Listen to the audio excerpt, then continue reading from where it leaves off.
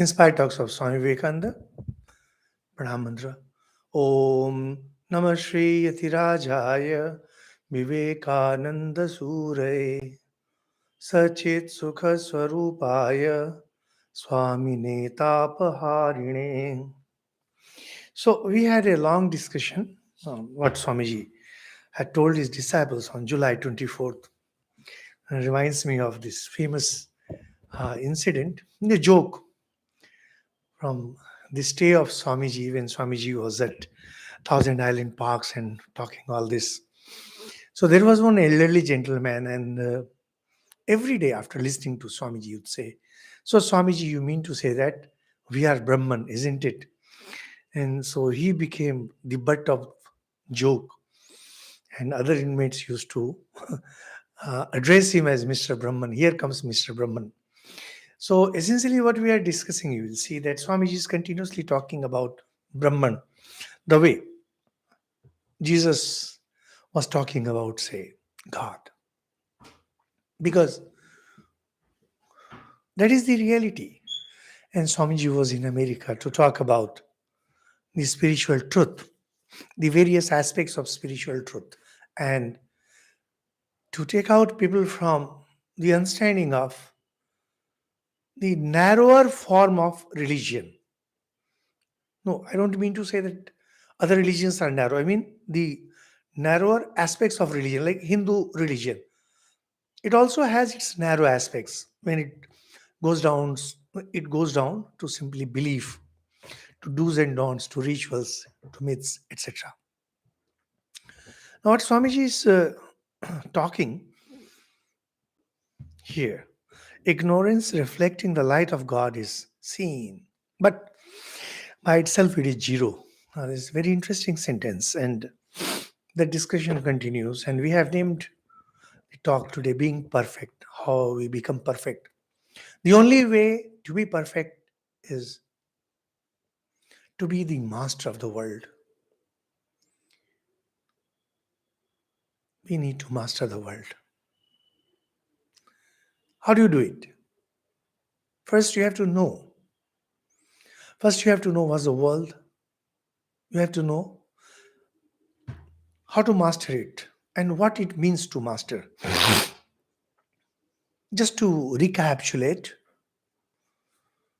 in every religion, God alone is truth, or at least is superior to everything else. In Vedanta, in Hinduism,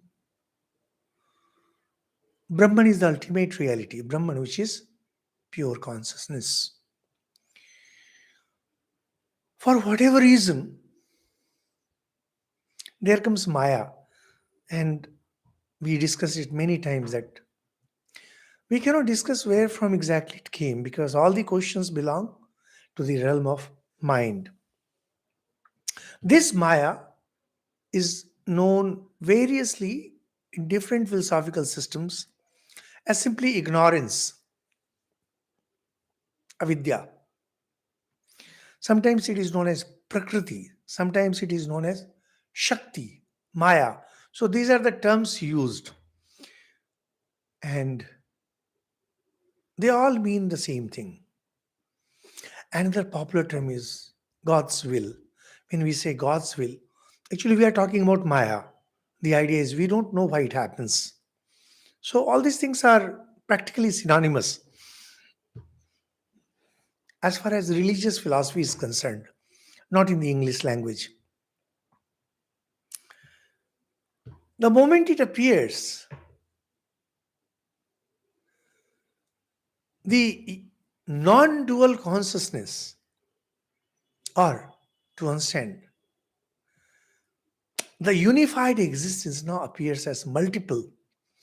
The term is it appears, it actually doesn't take place. Just think of a reservoir of water. In earlier times, when we were kids, we had seen buckets with many holes. India was poor and poverty was all around. And when water was carried, water used to come out from different pores. Water is unified, but coming out from different pores, they all appear different. Now, this ignorance makes things appear different. And what are those different things? The most important thing that now appears is Ishvara, God. This is the God who is worshipped. Wherever there is worship of God, wherever there is prayer to God, it is this God. God who appears in the realm of mind, because beyond mind, there is that unified consciousness. There cannot be any prayer in any religion, and it cannot have any name. We cannot worship that God, and naturally, that God is of no use to us. Because if I cannot worship God, of what use will that God be? So, first thing, the first manifestation in that realm of mind is Ishvara, God. This God is known as God with form, God with qualities. This is known as variously as personal God, etc. These are just terms. The idea is same. That one unified consciousness, Nirgun Brahma, now appears as Sagun, God with qualities. And the second thing to appear now is soul, Atman. Soul is actually not the right word in Sanskrit, because in English, soul means something different. Soul is more like subtle body of the Hindus. But for the lack of a better word, soul is used. Actually, it's Jivatma, the individualized soul. The individual soul is one with the universal. The differentiated being is one with the unified or non dual. Just that we don't perceive things that way. There's nothing wrong with it. And third, very important thing is the world. The world that we experience, the world that we experience through our five senses and the mind, all the variety, all the colors, all touch, all sound. Actually, they are all pure Brahman. But because there is that dividing line of the mind, one now appears as three. And in that three, first is there is God and Jivatma, infinite number, world. You can see the variety. So, two things we definitely know, the variety in the world and Jivatma, the various souls. Because every living being has one soul. In reality, it's all one unified consciousness. Now, if you are enjoying this, if you are enjoying this differentiated state, then religion is not meant for you, mind it. If you are happy here, nothing can be done about you. Enjoy. And religions will never object, at least Hindus will never object. And that's why we have four separate goals: earth, calm, earn well, enjoy well, and perform religious duties. And lastly, go all out for liberation. Nothing wrong with it. But if you feel you are suffering, if you feel you are fed up, I know of many people, both as monks, both as house and as householders, and simply fed up.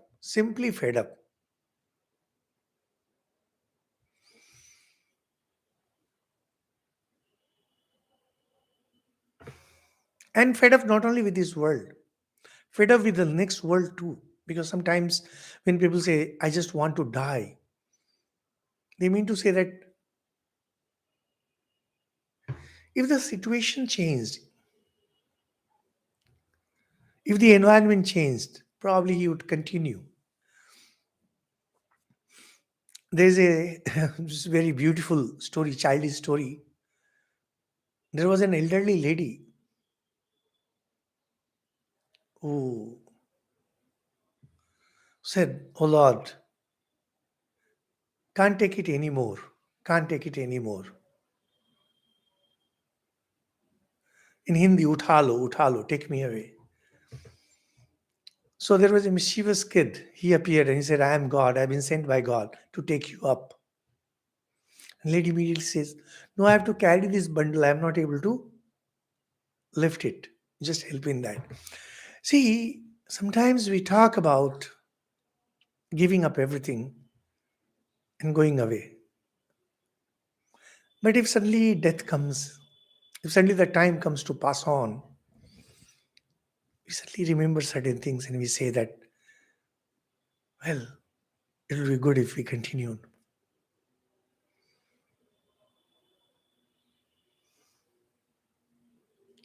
There are many such stories.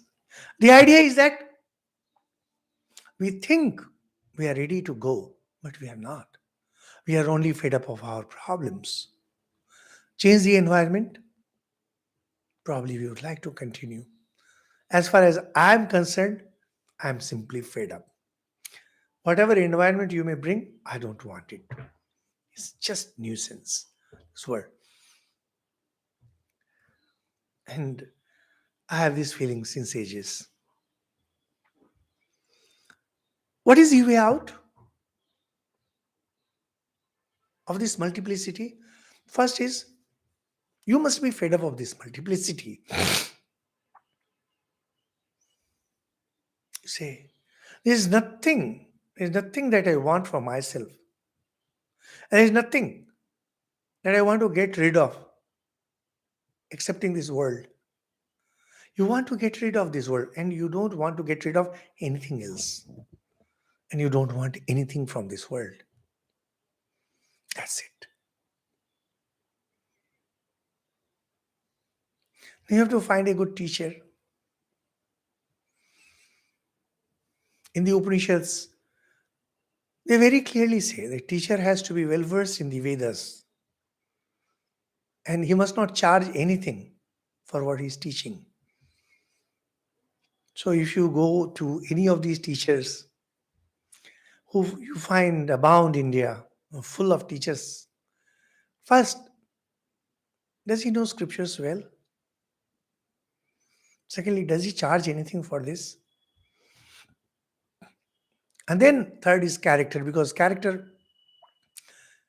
cannot be judged in a day. Doesn't matter. At least if these two things are there, it's good enough.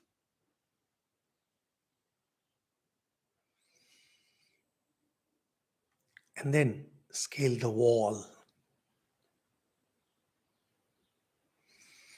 Make the great jump. Go beyond the wall. That creates this multiplicity. Swamiji discusses that. Ignorance reflecting the light of God. Light belongs only to God. Consciousness belongs only to God. But there is ignorance. Ignorance is matter. And the light of consciousness, the divine light, it lights up ignorance. And now it appears lighted. And that's why we feel that mind is lighted, senses are lighted, etc. But by itself it is zero. Prakriti, avidya, whatever you say, whatever term, the world, it's all zero. It has no existence. In reality, it has no existence, but it appears. So whether its appearance or reality doesn't matter. It doesn't have the light of its own. The clouds don't appear except as the sunlight falls on it. So there are clouds. And because the sunlight falls, you can see the clouds. So if it's total darkness, you cannot see the clouds. We see this world, we experience this world only because God is there. If God were not there, we wouldn't have seen all this.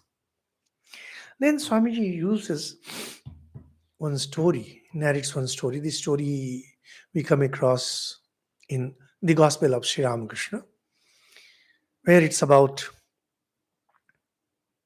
four travelers and they saw a wall.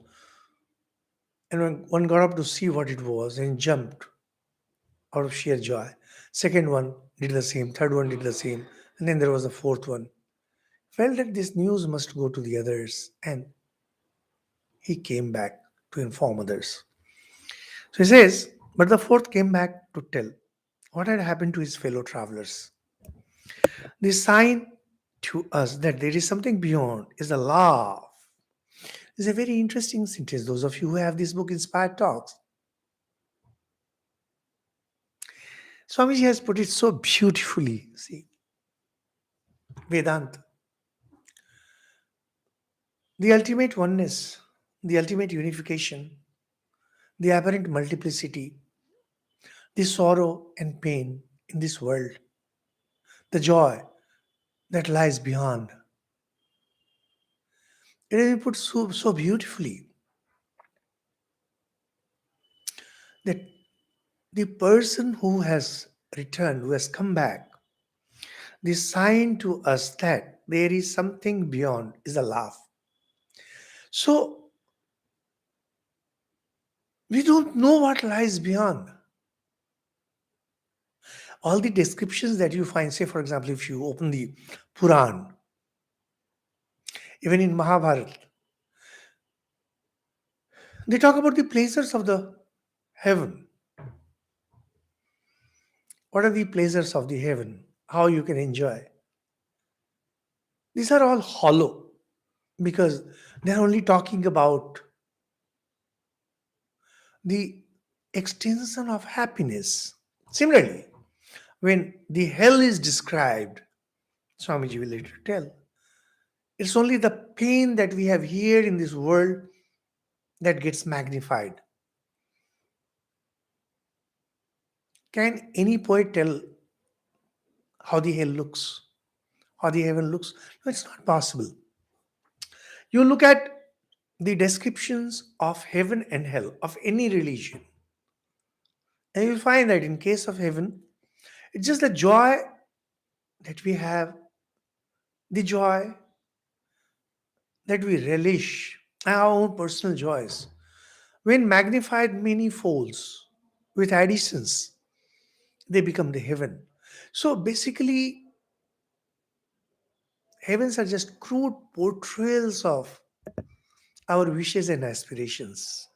And hell, these are just personification of all the pain and misery that we have in this world. Somebody asks you, you have been listening to these talks. Can you tell me what is heaven and what is hell? Well, this is what our aspirations, our joys, multiplied thousands of times, millions of times, and personified. So, for example, male members in the society, they enjoy the company of females.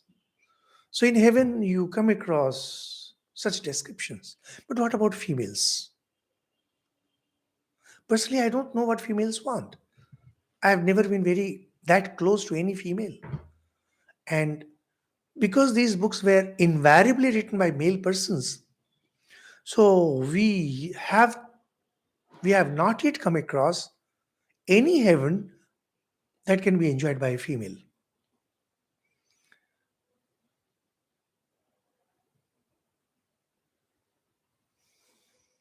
So this is very interesting. If some female ever described God, oh sorry, described heaven, well, her heaven will be of a different kind. And when purgatory is described, it will just be pain magnified. And here is my good friend, son, comes up with. is a good Christian. He used to be a good Christian. He is a good Christian, maybe. That absence of the sight of God, no access to the sight of God. So if we go by the words of song that he learned as a Christian, well, then I wonder what this world is. This world must be a hell because no one has an access to the sight of God. Anyway, we are not going into it. The important thing is, how do we know what is mukti? How do we know what is liberation? How do we know what is Brahman? There's no way to know. No one can describe that.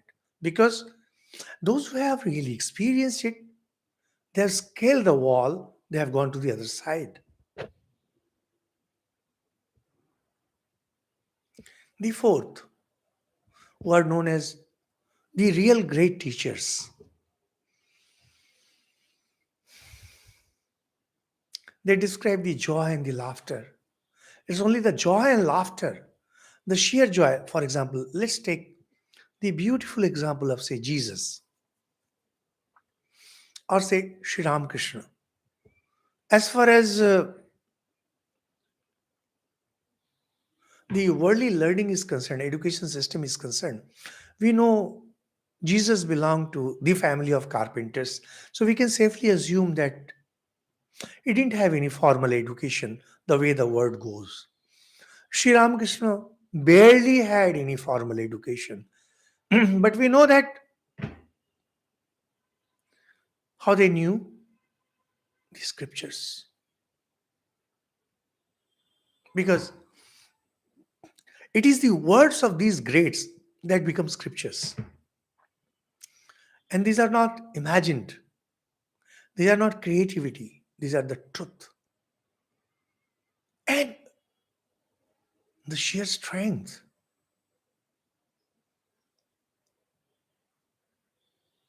Sri Ramakrishna was down with cancer, not able to take food. He was just all bones and skin. And he was talking only about God. And just imagine our condition when we have pain. We are constantly complaining to God. Oh God, this happened. And praying to God. So if you chance to read the biography of Sri Ramakrishna, you'll be wonderstruck that whatever his plight, whatever his situation, good, bad, always into God. Same with Jesus. It's just taking two names, and there are other such cases.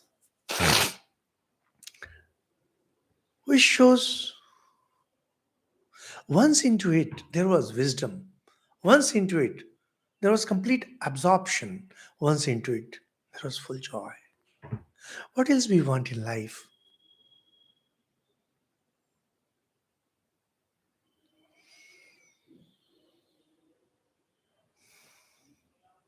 You know,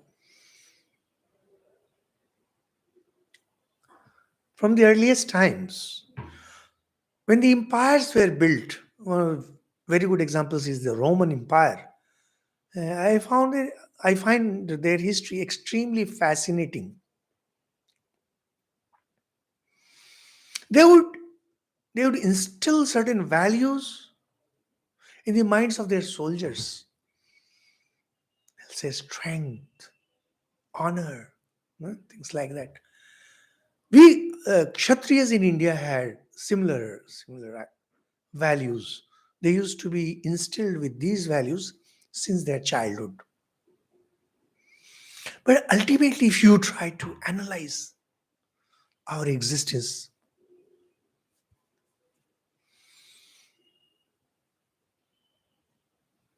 what do we want?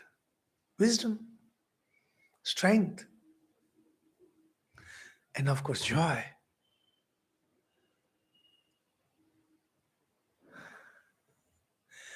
Ultimately, these are one and the same. Those of you might have read Kratu, my book. Find this discussion there. Existence, knowledge, love. These are one and the same.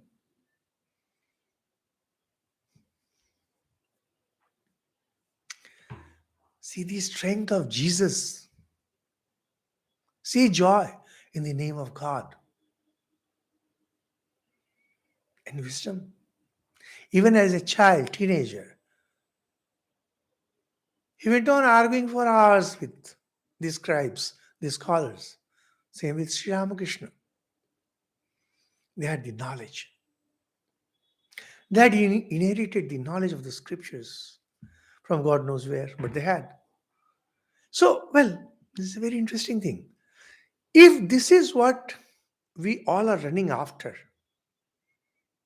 so the rich in the world, when they are running after riches, actually they are running after strength because they feel that they get their strength from the riches.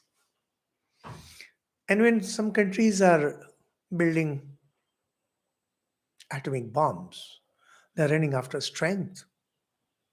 The scientists who leave their home and everything, they are running after wisdom. And ultimately, we for us, those are the things where we find our joy. This is what Swamiji says. The sign to us that there is something beyond is the laugh that rings back from those great ones who have plunged from Maya's wall. So before making the jump, they laughed. And because they laughed, the second one wondered what might be there. If there had been wails, if it had been cries, maybe the other three would have run away. Oh my God, we might be mauled. Maybe may not be. But if there is laughter, the others would also like to see what exactly is happening there.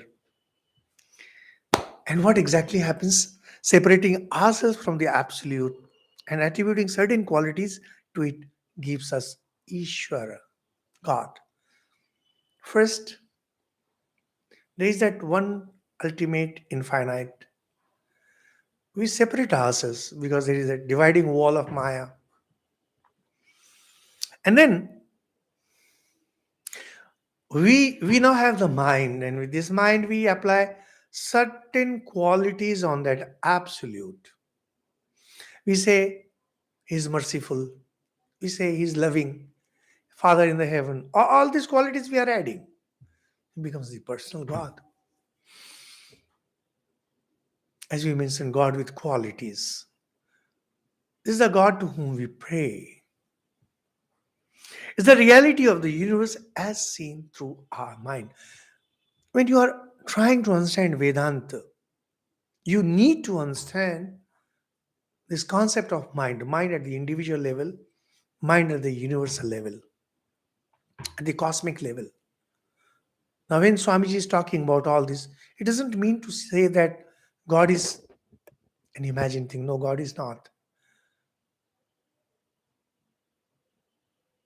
When you look at the infinite through mind, infinite appears as finite. Finite in the sense that he may have some form, he may have some qualities, etc. And when that mind is removed, you see infinite as infinite. So, the worldly view and the spiritual view, these are the two things. The worldly view is when you look at the infinite through the mind. Spiritual view is when you look at the infinite without the mind.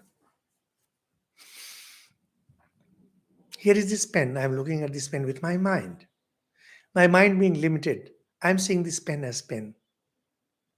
And supposing there was a goat here, the goat will take this pen in its mouth and say, it's not worth eating. Because it doesn't know its utility. I know its utility as an instrument of writing. But ultimately, I'm seeing it through my mind. And the goat is seeing it through its mind. In reality, it is Brahman. When my mind is gone, I'll see only Brahman, nothing beyond it, nothing other than that. So, it's the reality of the universe as seen through our mind, and personal devil is the misery of the world seen through the minds of the superstitions. Devil, Call it by any name, Saturn. In Hinduism, we don't have any such force. We don't focus on all these things, evil and devil and hell, etc. Swamiji is talking to Christian devotees and he says, when you think of devil, these are your personal superstitions. And they're being seen through the mind, nothing beyond that. So, as Mr. Son pointed out, hell is the place where you cannot have the sight of God. These are your personal superstitions, nothing more than that.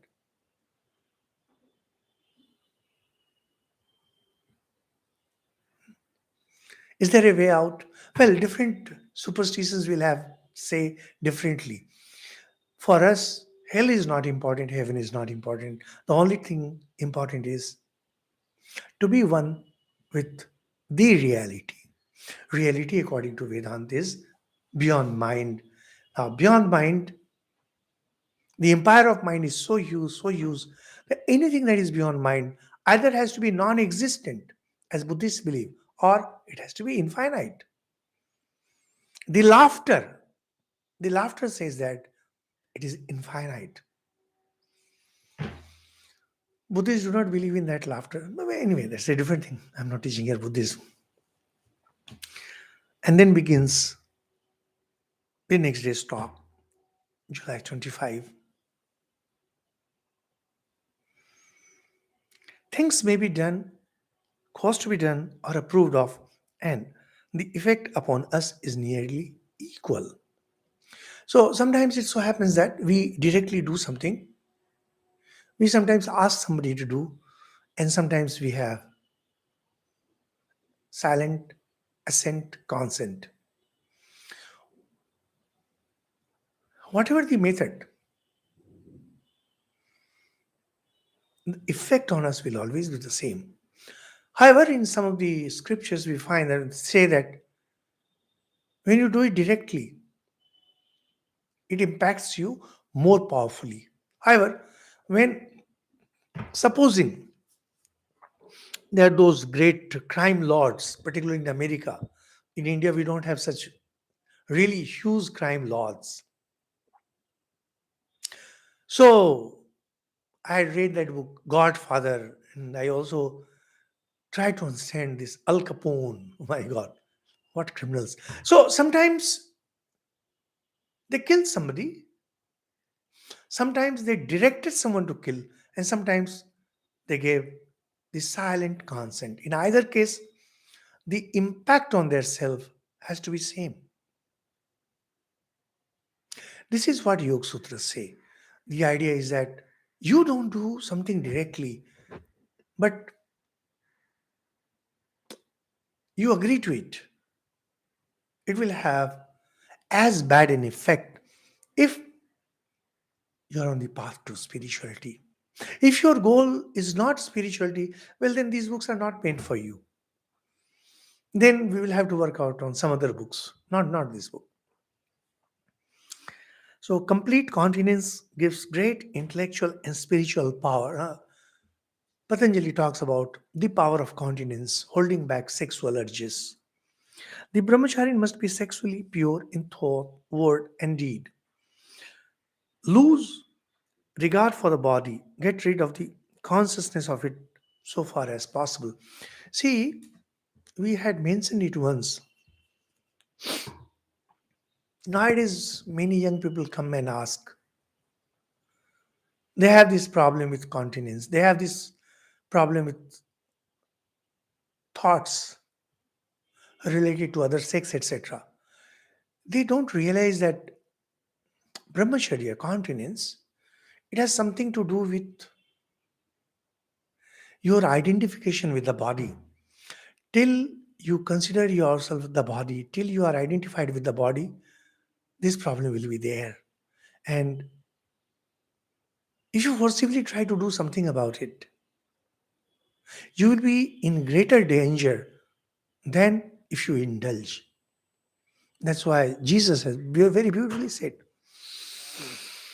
it is better to marry than to burn. And then Swamiji is talking from Patanjali's Yoga Sutra, asana, to sit quietly, firmly for a very long time. Constant practice identifying the mind with the infinite. Actually, what happens when you identify your mind with the infinite, slowly your asana becomes firm.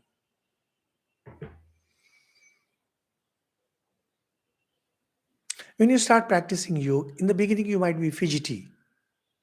You feel like moving your body, feel like moving your postures. But with practice and identifying yourself with the infinite, the asana, the posture becomes firm.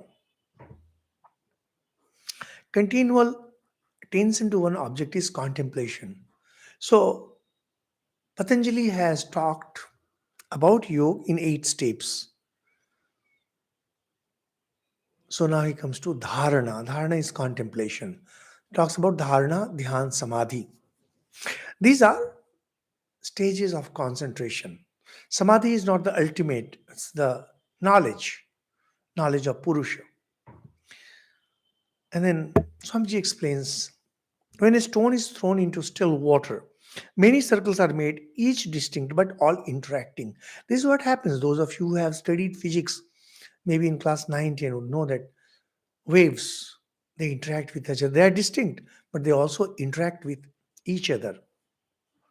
So with our minds also do the same thing. We are all distinct, me and dear listeners. We are all distinct, and yet we are interacting right now. Under normal conditions also, we interact a lot. We are spiders in a web. Think of a web. And we are like spiders. And yoga practices will enable us like the spider to pass along any strand of the web.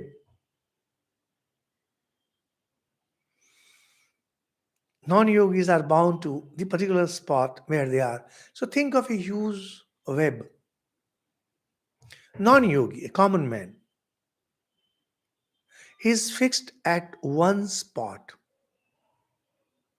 Yogis, they can go anywhere. So there is this huge empire of mind. And to be on one spot means to be fixed with your own mind. Do you know the mind of others? No, you don't. Why? You don't have that power. Yogis have. Yogis can know the mind of others. How? Because just think of the knots in the web. A yogi can move from one strand to another easily. Our knowledge is extremely limited. We don't even realize it. Our knowledge is extremely limited. Why? Our mind doesn't have that power. If you want to have that power, first you need to practice certain things. Then you need to increase the power of concentration, and then you can move freely. And then comes certain other qualities that belong to yoga. Ahimsa.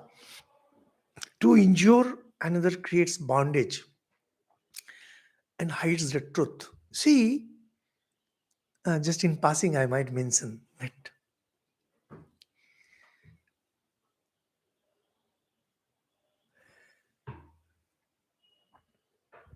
I've been into these scriptures since my childhood, but I was pretty dull that way. I mean, when it comes to grasping what the scriptures have to say, I was never very sharp. Still not very sharp. That scintillating mind I don't have. However, God has been pretty kind to me in recent times, last some years. And then I was trying to understand this entire phenomenon of the universe. Sorry, I'm down with slight cold. Where so many values are being discussed.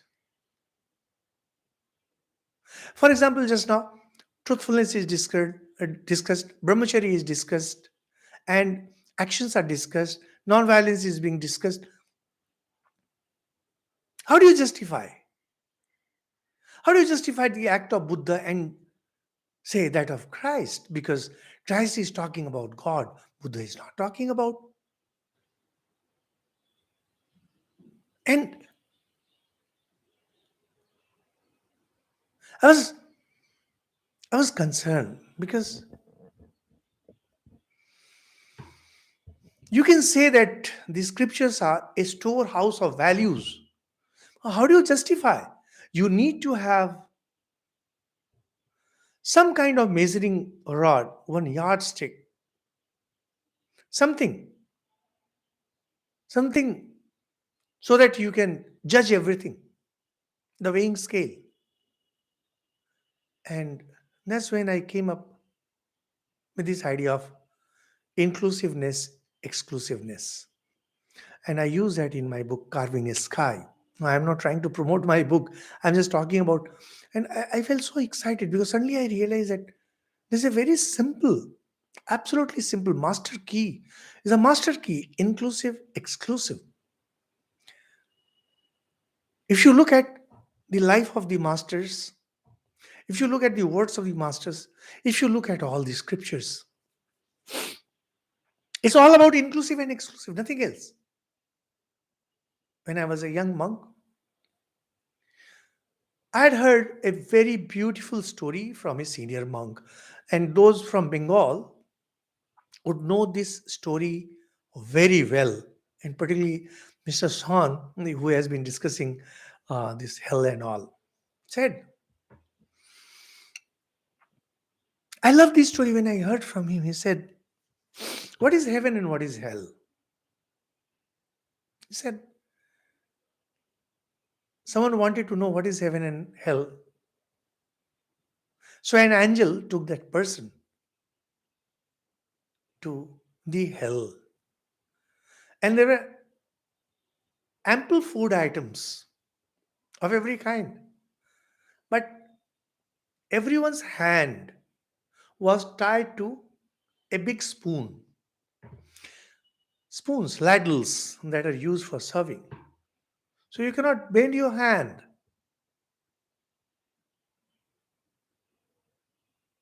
How do you eat? Just imagine, instead of your hands being flexible, there's a big spoon, a big ladle tied to your hand. So people were scooping food, different kind. Just you can imagine the best of food and trying to put in their mouth. And there was no way they could. And food was falling everywhere. And people were shouting and screaming, and there was no way. Just imagine, it's such a simple thing. So this person was kind of terrified that, my God, I'll die of hunger here. Said, can I see the heaven? I said, yes. So heaven, he was taken to the heaven. There also the same situation was there. Ladles were tied, hands were inflexible. And people, they scooped something and put in the mouth of the other.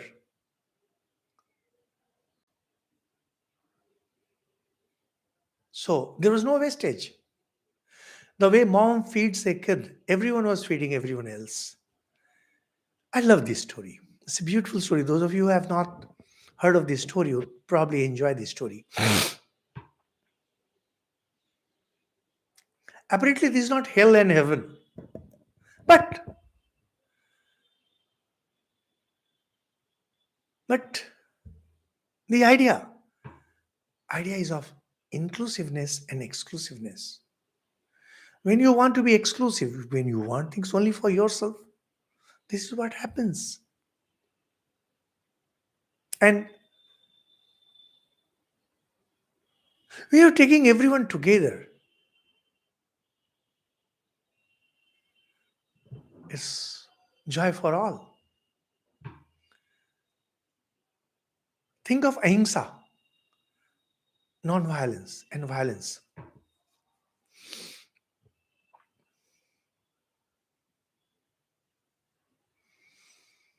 When you kill a goat, when you kill a fish,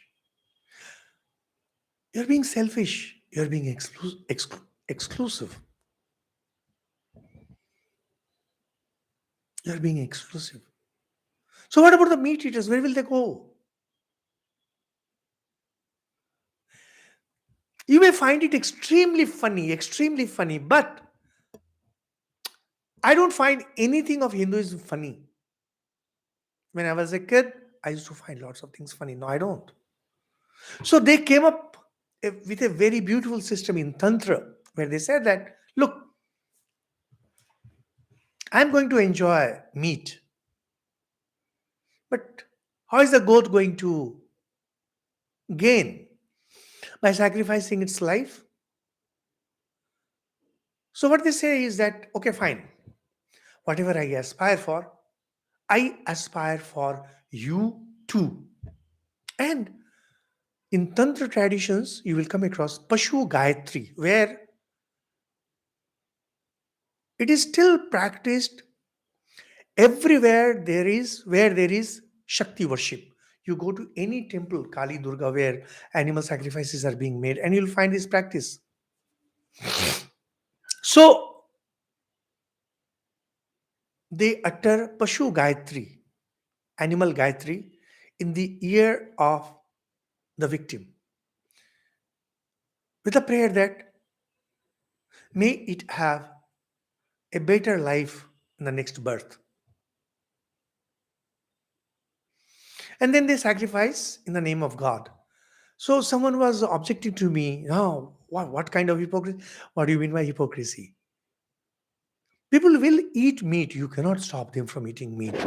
And there will be cruelty, whether you have a butcher's house or killing machine, whatever it is. Ultimately, it's death.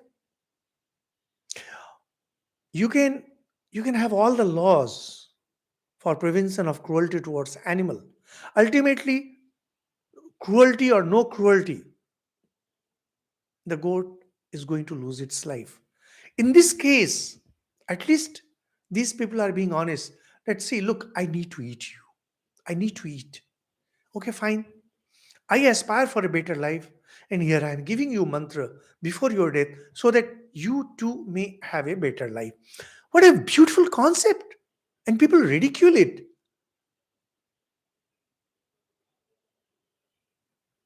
Same with fish. In practically whole of country, people, I mean India, those who have some kind of sensitivity. I have personally seen in my childhood when somebody climbed a tree, he would always make pranam to the tree that I'm putting my feet on your body. Forgive me for this transgression. And while cutting a tree, there will be many rituals. Sometimes they would pray, oh my God, I'm making, I'm committing such a big crime, but we will have to. What a culture, what a culture. And see where we are going.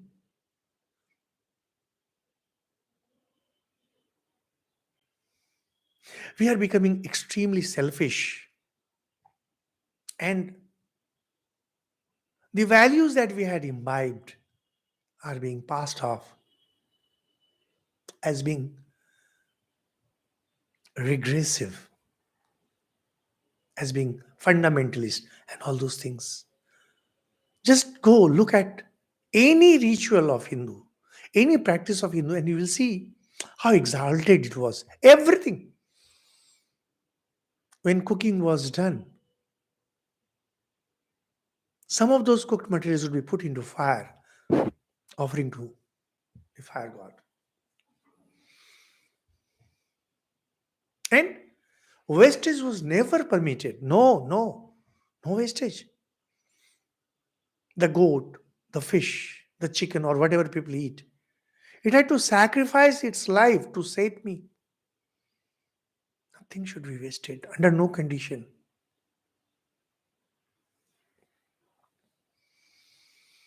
If you apply this rule of exclusiveness and inclusiveness, which I mentioned, it immediately becomes clear that there should not be any kind of violence against anyone. But I have to survive. And because I have to survive, maybe some lives will be lost. So Swami says, to injure another creates bondage and hides the truth. Consciously, when you're trying to harm others, you are being exclusive. Negative virtues are not enough. We have to conquer Maya. Now, here comes the important thing. You see, very often, religions degenerate into being just ethical systems. And sometimes, when philosophers judge a religion and a philosophical system, they'll give names like ethical idealism, ethical realism, and things like that. They are very stupid things because the goal of every religion is to take us across Maya, to impart values. That's it is just incidental. It's just to make us pure, so that we can take that. So he says negative virtues. Then sometimes we have negativity in us. Getting rid of them. So you become truthful. You become non-violent. You don't have sex. Now these things are not enough. What is needed is scaling the wall of Maya, as we mentioned. When the bondage ceases, really and truly, all things come to us. And that is when we become masters. That's when we become perfect. This is the subject of today's topic. How to be perfect? How do you become perfect?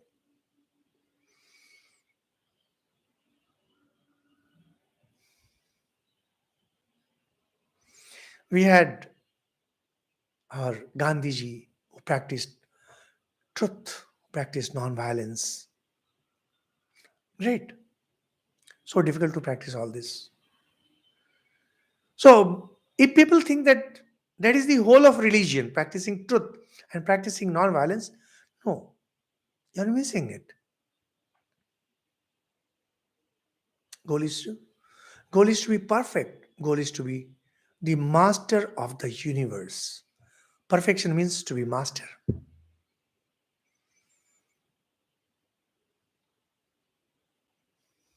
When we talk about some magicians, we say he's a maestro. By maestro, what do we mean? He is perfect in playing the instrument. Perfection. To be perfect is same as, absolutely same as being a master. So perfection and mastery, they go hand in hand. If you want to be the master of the world, you need to be perfect. And to be perfect, the perfection not in mere values, but by going beyond Maya, the wall, the story which we mentioned. Only those who want nothing are masters of nature. If you really want to be masters, now you want nothing. Nothing from this world. Do you want anything from this world? Anything?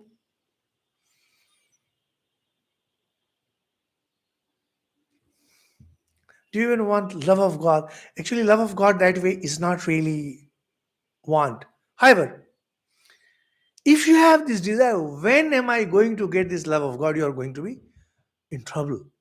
In Kathopanishad, Acharya Shankar defines it that if a person's mind is disturbed over the thought, when I am going to get this perfection, you will not have the perfection. I'll give you, I'll tell you a very simple story. We heard these stories when we were kids. That there was a farmer and he had a pet monkey. And the farmer was going out and said, well,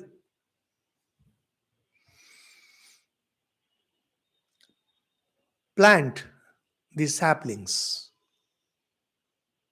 And before I return, they need to grow. So instead of monkey, you can have a stupid attendant. So this attendant, meat monkey or stupid, used to manure, water, and everything. And every morning, he would take out the sapling to see whether or not the roots have grown. And then he would plant them again. And next morning, he would take out the sapling again. Now, see, this is our plight.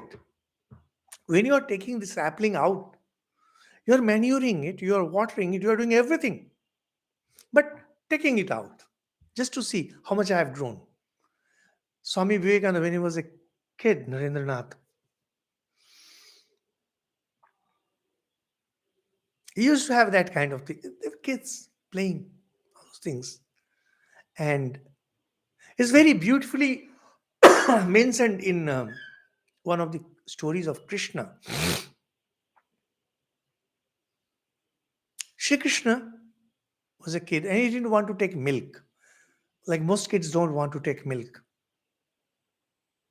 So Yashoda, his mother told her, oh, look, if you take milk, your hair will grow just like Radha's. So he wanted long hairs, Krishna. He was a baby. So he took one sip of milk and measured his hair if the hair has become longer.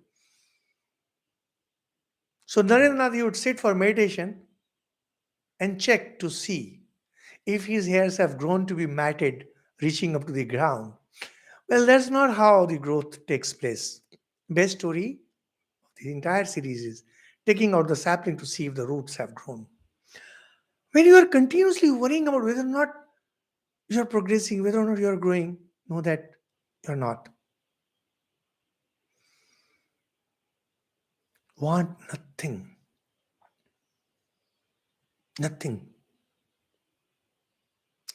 I just want to be what I am. I want nothing else.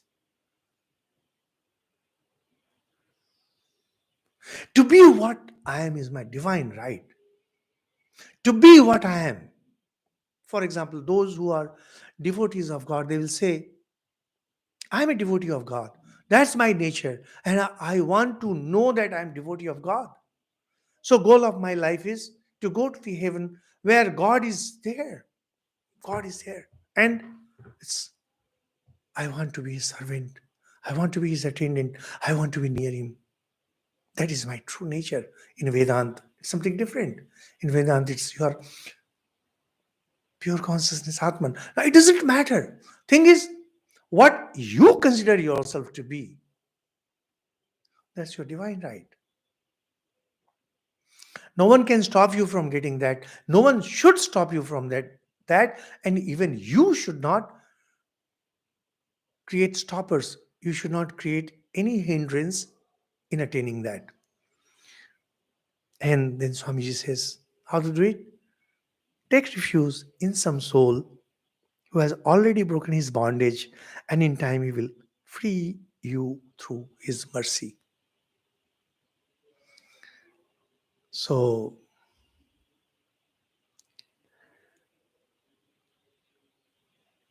well, that's how to be master. First, know about it. Hear from the scriptures. Hear from very ordinary teachers like me. Then find the right teacher. Go to the right teacher. And that teacher, if he has attained, maybe he will show mercy and to take you across. But why should he show mercy? A beggar comes and asks, say, for 1,000 rupees from you. Will you give? No, you won't. Why would you? But if there is someone who has served you well, who has made you happy, then maybe you will. So we will start from this point. Just know that the way to perfection is not by practicing mere virtues, not by practicing mere values, but by scaling the wall of Maya. This requires inclusiveness and grace of Guru. comes as a great help. That's it. Thank you.